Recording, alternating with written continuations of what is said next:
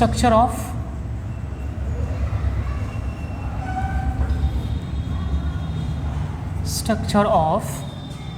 Nickel carbonate, structure of nickel carbonate. ठीक है, structures important होते हैं, जो मेटल कार्बोनेल्स होते हैं उनके स्ट्रक्चर पूछ लिए जाते हैं अलग से शॉर्ट नोट में। तो निकिल कार्बोनेट का स्ट्रक्चर हम दो तरह से पढ़ेंगे, एक क्लासिकल कॉन्सेप्ट पढ़ेंगे हम, वो ओल्ड कॉन्सेप्ट होता है, ओल्ड कॉन्सेप्ट के अकॉर्डिंग, और एक मॉडर्न कॉन्सेप्ट है उसके अकॉर्डिंग पढ़ेंगे हम लोग। तो दोनों तरह से इसका स्ट्रक्चर हम देखेंगे। तो पहले हम देखते हैं क्लासिकल कॉन्सेप्ट, ओल्ड कॉन्सेप्ट के अकॉर्डिंग क्या कहा जाता है, कैसे क्या स्ट्रक्चर बनाया जाता है इसका। देखिए स्ट्रक्चर में मेनली हमें क्या बताना होता है, किसी भी कंपाउंड का ज्योमेट्री बतानी होती है हमें, और हाइब्रिडाइजेशन बताना होता है, और उसमें मौजूद बॉन्ड एंगल भी हमें बताना होता है। तो देखते हैं भाई, सबसे पहले हमें देखना है कि सेंट्रल एटम कौन है। तो हम देख पा रहे हैं यहाँ निकिल कार्बोनेट में निकिल सेंट्रल मेटल एटम होता है, निकिल सेंट्रल मेटल एटम है। अच्छा, एक चीज़ और है कि हमारे पास जो मेटल कॉम्प्लेक्स है या मेटल कार्बोनेल है, उसमें जो मेटल है वो कितनी ऑक्सीडेशन स्टेट में अवेलेबल होता है। तो हमें पता है कि निकिल कार्बोनेल में निकिल की जो ऑक्सीडेशन स्टेट कैसी होती है, ज़ीरो होती है। कैसे, देखो इसको हमने X कंसीडर किया, प्लस ये क्या है, ये एक न्यूट्रल लिगेंड होता है कार्बन मोनोऑक्साइड कार्बोनेल, इसलिए ज़ीरो। तो हमारे पास क्या बचा, X is equal to zero. तो निकिल की जो ऑक्सीडेशन स्टेट अब कितनी है, ज़ीरो है यहाँ पर। तो हमें यही देख लेना है। अब देखो इसका एटॉमिक नंबर कितना है, 28 होता है। ठीक है, इलेक्ट्रॉनिक कॉन्फ़िगरेशन लिखते हैं, 1s2 2s2 2p6 3s2 3p6 3d8 और 4s2। ठीक है, ये इसका इलेक्ट्रॉनिक कॉन्फ़िगरेशन है निकिल का। ठीक है, टोटल 28 इलेक्ट्रॉन हो गए होंगे, देखो 2 2 4 और 6 10 12 और 6 18 और 8 26 और 2 28 हो जाते हैं। अच्छा, आगे अगर हम बढ़ेंगे तो हमें कौन मिलेगा, 4p यहाँ पर ब्लैंक पड़ा हुआ है। ठीक है, 4p ब्लैंक पड़ा हुआ है। अब देखो भाई, हमारे पास क्या है, D में 8 इलेक्ट्रॉन है, तो यहाँ पर हमने, चूँकि ये ट्रांजिशन मेटल कॉम्प्लेक्स है, या फिर जो निकिल है वो ट्रांजिशन मेटल है, तो हमें देख पा रहे हैं इसमें D में 8 इलेक्ट्रॉन है, 1 2 3 4 5 6 7 8। ठीक है, S में हम देख रहे हैं, यहाँ पर S में कितने हैं, 2 इलेक्ट्रॉन्स हैं। ठीक है, ये क्या है, 3d8 और ये 4s2, और यहाँ पर 4p 0 है, ब्लैंक पड़ा हुआ है। ठीक है, ये यहाँ पर ग्राउंड स्टेट हम देख पा रहे हैं। अब देखो हमें क्या पता है कि जब निकिल कार्बोनेल बनता है तो निकिल मेटल से 4 कार्बन मोनोऑक्साइड लिगेंड आकर अप्रोच करते हैं।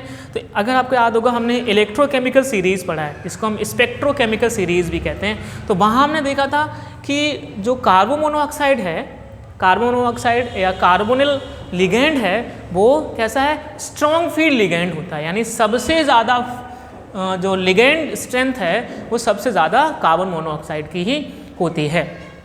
तो ये क्या करता है, अब चूंकि ये स्ट्रॉन्ग फील्ड लिगेंड है, तो स्ट्रॉन्ग फील्ड लिगेंड में क्या होता था, बैग पेयरिंग होती थी। अगर आपको याद होगा बीएससी पार्ट 2 का, तो हमने देखा था कि स्ट्रॉन्ग फील्ड लिगेंड की प्रेजेंस में जो इलेक्ट्रॉन्स होते थे वो ऑफ-बाउ प्रिंसिपल के अपोजिट जाकर बैग पेयरिंग हो जाती थी। अच्छा, हमने एक और चीज़ पढ़ी थी, अगर आपको याद होगा बीबीटी के अकॉर्डिंग हमने स्ट्रक्चर निकाले थे इनके, कि बीबीटी ने कहा था कि भी जितने लिगेंड आ रहे होते हैं मेटल एटम, उतने ही ब्लैंक ऑर्बिटल्स अवेलेबल कराता है, जिससे कि ये अपना लोन पेयर डोनेट करे और ये वो लोन पेयर को एक्सेप्ट कर ले मेटल एटम एक्सेप्ट तभी कर पाएगा जब उसके पास ब्लैंक या वैकेंट ऑर्बिटल्स अवेलेबल होंगे। तो देखो यहाँ पर चूंकि 4 कार्बन मोनोऑक्साइड आकर अटैच हुए हैं, इसका मतलब यहाँ पर 4 ब्लैंक ऑर्बिटल्स चाहिए होंगे, लेकिन हमें दिख कितने रहे हैं, ओनली 1 2 3, जो कि 3p ऑर्बिटल्स हैं वो वैकेंट हैं, इनमें आकर इलेक्ट्रॉन्स ठहरेंगे, लेकिन हमें चाहिए 4। तो क्या होता है, चूंकि स्ट्रॉन्ग फील्ड लिगेंड है, तो स्ट्रॉन्ग फील्ड लिगेंड की प्रेजेंस में ये जो इलेक्ट्रॉन है एस के इलेक्ट्रॉन्स की क्या हो जाती है, ऑफ-बाउ प्रिंसिपल के ऑपोजिट जाकर ये दोनों इलेक्ट्रॉन कहाँ जाते हैं, डी में चले जाते हैं। कुछ यहाँ पर ये दोनों इलेक्ट्रॉन एक यहाँ आ गया और एक यहाँ आ गया, और इस तरह से ये जो s ऑर्बिटल है ये वैकेंट हो जाता है, और यहाँ पर ये p भी वैकेंट हमारा पहले से पड़ा हुआ है। अब इस तरह से हमारे पास 4 वैकेंट ऑर्बिटल अवेलेबल हो गए, क्योंकि हमें 4 ही चाहिए थे। अब देखो एक s वैकेंट है और 3p वैकेंट है, तो यहाँ पर हाइब्रिडाइजेशन कौन सा हो सकता है, तो यहाँ पर sp3 हाइब्रिडाइजेशन हो जाता है। 1s और 3p एटॉमिक ऑर्बिटल पार्टिसिपेट करते हैं, और हमें पता है जितने पार्टिसिपेट करते हैं उतने ही नए एटॉमिक ऑर्बिटल्स का फॉर्मेशन होता है। 4 ने पार्टिसिपेट किया है तो 4 ही नए बन जाते हैं। और इस तरह से ये जो हमारे बचे हुए ये फुलफिल्ड पूरे भर गया हमारा डी, ठीक है। यहाँ 1 2 3 4 5 6 7 8 9 10, ठीक है। अब यहाँ देखो 4 कार्बन मोनोऑक्साइड आएंगे, अपना अपना इलेक्ट्रॉन पेयर डोनेट करेंगे और यहाँ पर बॉन्ड बनाकर जुड़ जाएंगे। और ये कौन सा बॉन्ड बनाएंगे, ये कोऑर्डिनेट बॉन्ड बनाएंगे, और जो वैकेंट ऑर्बिटल्स हैं वो लोन पेयर एक्सेप्ट करके बॉन्ड बना लेते हैं कुछ इस तरह से। और इस तरह से यहाँ पर निकिल कार्बोनिल का फॉर्मेशन हो जाता है। ये हमारा ओल्ड कॉन्सेप्ट है। ओल्ड कॉन्सेप्ट के अकॉर्डिंग कुछ इस तरह से यहाँ पर बॉन्डिंग होती है, लोन पेयर डोनेट करता है कार्बन मोनोऑक्साइड और डी ऑर्बिटल इसको एक्सेप्ट कर लेते हैं। अब स्ट्रक्चर हमने देख लिया किस तरह से बॉन्डिंग हो रही है। अब हमें बताना है इसकी ज्योमेट्री क्या है। हमें पता है कि भाई इसमें sp3 हाइब्रिडाइजेशन है, और sp3 हाइब्रिडाइजेशन में ज्योमेट्री कौन सी होती थी, टेट्राहेड्रल ज्योमेट्री होती थी। हम पीछे पढ़ चुके हैं बहुत पहले। तो अगर हम टेट्राहेड्रल ज्योमेट्री बनाएं तो यहाँ देखो निकिल ले लिया हमने, ठीक है। टेट्राहेड्रल कुछ इस तरह से बनता है, टेट्राहेड्रॉन, ये टेट्राहेड्रॉन ये कुछ इस तरह से, एक CO ये आ गया, एक यहाँ आ गया, एक यहाँ आ गया, एक यहाँ आ गया, कुछ इस तरह से। और ये चारों बॉन्ड एंगल कितने होंगे, 109.28 मिनट होते हैं, ठीक है। और इस तरह से ओल्ड कॉन्सेप्ट के अकॉर्डिंग निकिल कार्बोनिल का फॉर्मेशन कुछ इस तरह से हो जाता है, ठीक है। नोट करिएगा।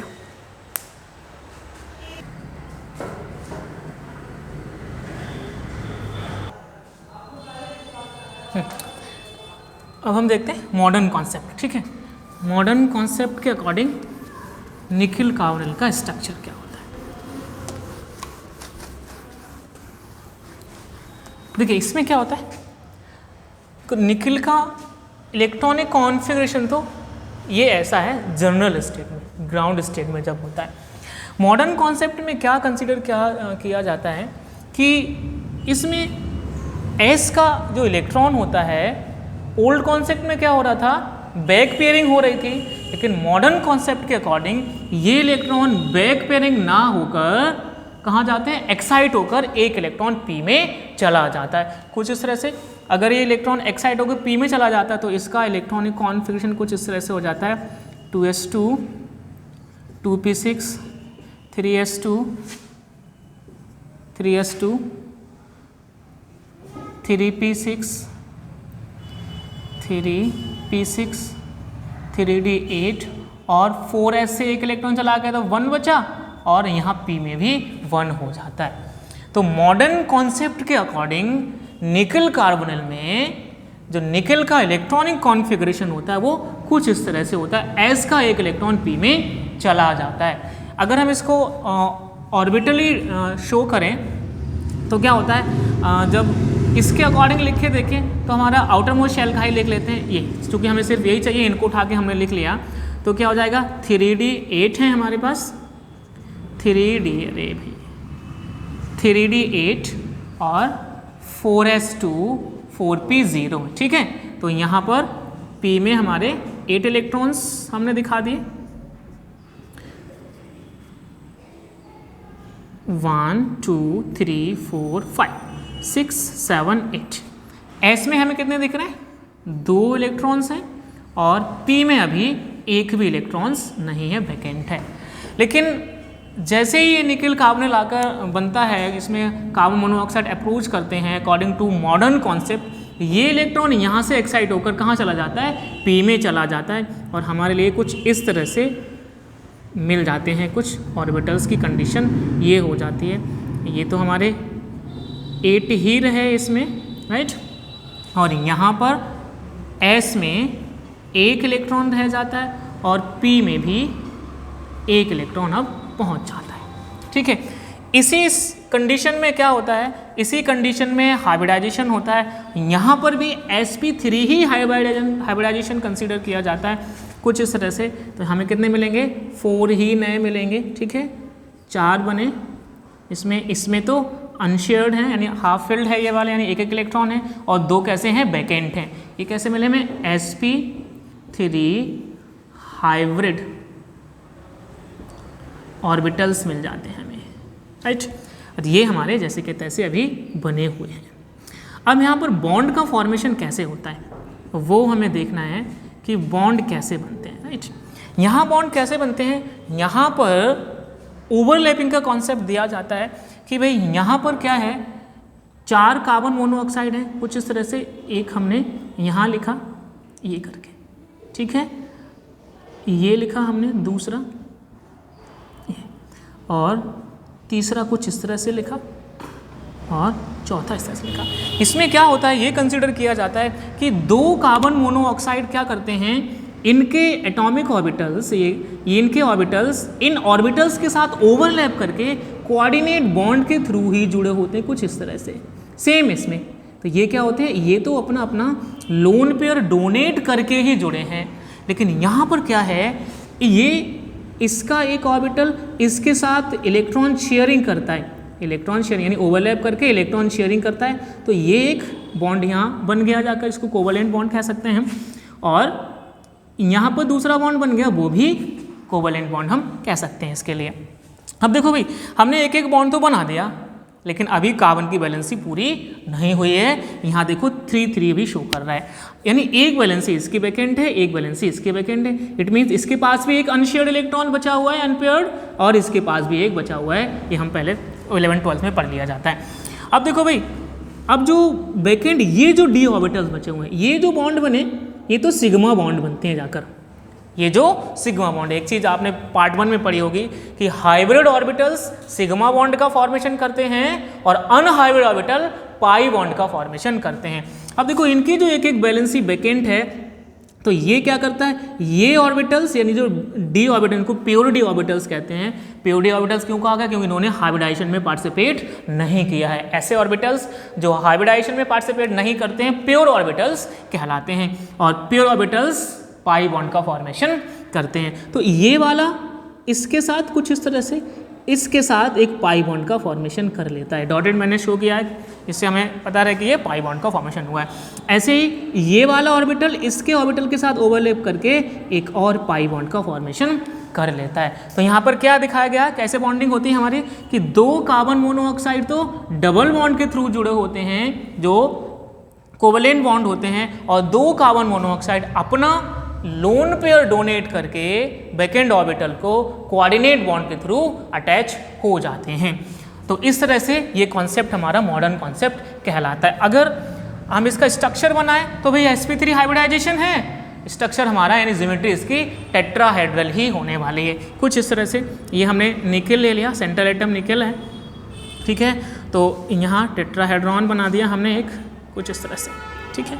ये इसमें क्या है, हमारे पास 2 तो डबल बॉन्ड के थ्रू जुड़े होंगे, C कुछ इस तरह से ये आ गया, एक ये आ गया, और ये हमारा कोऑर्डिनेट बॉन्ड के थ्रू है, और कुछ इस तरह से ये, ठीक है।